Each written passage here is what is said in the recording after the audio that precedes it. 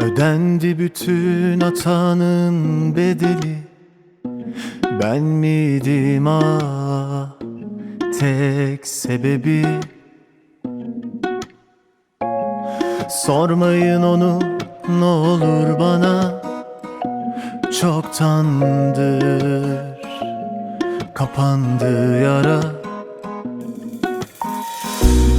Kim ister severken gitmek, yanarken sönmek, içimde olanları yaşarken gömmek, aşkı hevesten bir gömlek, bunu böyle bilmek, düşümde olanları yasakken görmek.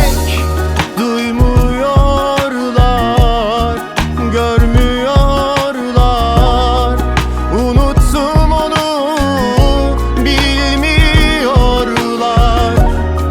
Kırıldığımda, yorulduğumda, döküldüm yola, suçluyorlar.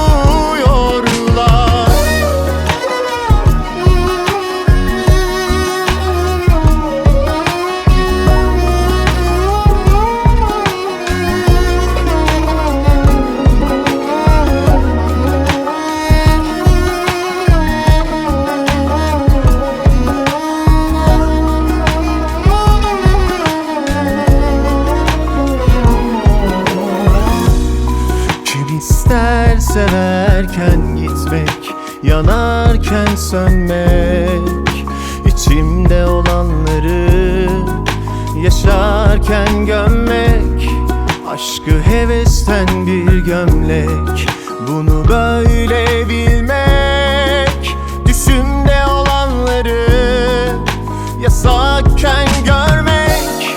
Duymuyorlar, görmüyorlar, unuttum onu, bilmiyorlar.